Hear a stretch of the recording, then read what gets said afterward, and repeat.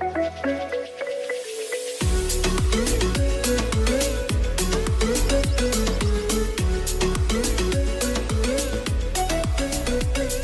everybody, it's Damon Johnson of DJ Realty Solutions on today's open house, hot housing market in Michigan.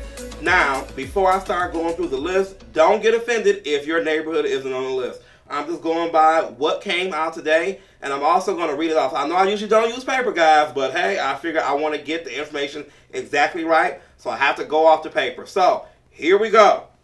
And these aren't in any particular order, guys, so don't be like, oh, well, why isn't Bloomfield number 1 or why isn't Troy number 2? They just put them out of how many days the average home is sitting on the market, and the list is just sort of random like that. So don't get offended. Here we go. Number 1, Kalamazoo. I know Kalamazoo as a college town. They say the average homes are sitting on days in Kalamazoo at 39 days. So if you're in Kalamazoo, that's how quick your house is going to go. Ypsilanti made the list at 38 days. So that's good for Ypsilanti right there. Granville. Can't lie, I've never heard of it. It says that it's a city west of Grand Rapids. Average home price is $198,000. It stayed on the days, an average of 38 days. Now, this is one of my favorite. Dearborn and Dearborn Heights, 36 days. Now, if you're in Dearborn and Dearborn Heights, know that the Ford family has reinvested in Dearborn and Dearborn Heights. They have absolutely invested in the Fairlane Mall there. What they've done is they've actually bought out some of the stores and they put their workers in the mall, which I thought was huge for the city of Dearborn. They've also revamped some of the plants there. Plainwell, never heard of that either. It's a suburb of Kalamazoo on the market, let's see, 35 days. Next, we have my favorite, Ferndale. You know that's where we are with M1 Realty, 35 days. I think this one may be just a little off because you know anything about Ferndale, nothing stays on the market here long. Next, we have Northfield Township, 35 days there. This is combined with Whitmore Lake off of US 23, so good job, Northfield Township. Here's another one. Kalamazoo is hot. Millwood neighborhood is in Kalamazoo. They say you guys, houses only lasting 34 days, so good job. Never heard of that one either. Grand Rapids. This is the city that's on the move, of course. It's one of Michigan's largest and up-and-coming. Low inventory here, though. These only lasting 30 days. Next, we have the always popular Novi. It says it's a fast-growing community for decades now. Your homes are selling an average of 33 days. Here we go with Kalamazoo again. Westwood, Northwest area, 33 days. So let's take a look at this. If you're in Kalamazoo, you might want to think about selling your house. Next, Handy Township. I'm not making this up, y'all. Everybody says Handy Township. It's near Fowlerville. 32 days you for there, Handy Township. Next is, if you're a fan of Michigan, here we go with AA Ann Arbor, 32 days. Walled Lake made the list at 32 days as well. Pinckney Village, 32 days as well for you too.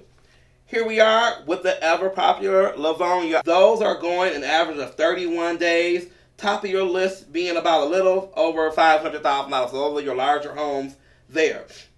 Another favorite is Hamtramck. Hamtramck is not what you remember for just the bakeries. It's becoming the new hub of Detroit. Those homes are lasting about 35 days. And another fan favorite is Rochester, where I used to live at. Those homes are going about 35 days. There's a lot of new construction in downtown Rochester as well. Let's hope that they're expanding those roads there because you know there's only a few ways in and out of Rochester's downtown. So if you're in Rochester, your home will sell in about 35 days. So that's good for them to know. What I've been seeing in the market lately, guys, is that homes are moving fast, but sellers are still not want to put their homes on the market. So what you have to ask yourself is, do you really want to sell your house? I'm hoping that you do, but I don't want you to make a rash decision. If you are going to decide to sell, I need you to go through your house, do a little decluttering, a lot of cleaning to get your house ready to sell, because you may think that your house is clean, somebody else may think that it needs some cleaning. So what I often recommend is that you hire a professional cleaning service to come in, judge-free, clean your house so we can get it put on the market. I'm still on the topic of pre-approvals. A pre-approval needs to come from either your loan officer, mortgage company, or your trusted broker. And when you go in for your pre-approval, I need you to have a budget.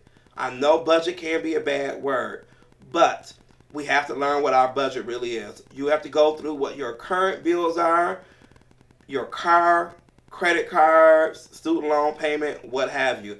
You can't just go and say, hey, I want $1 million house, but I don't have the money to pay for it. You probably may get approved for it. Who knows? But you have to take a hard look at yourself. Can I really afford this house payment that's going to be coming in your name every month? If you can't pay it or you don't pay it on time, it's going to tear your credit up.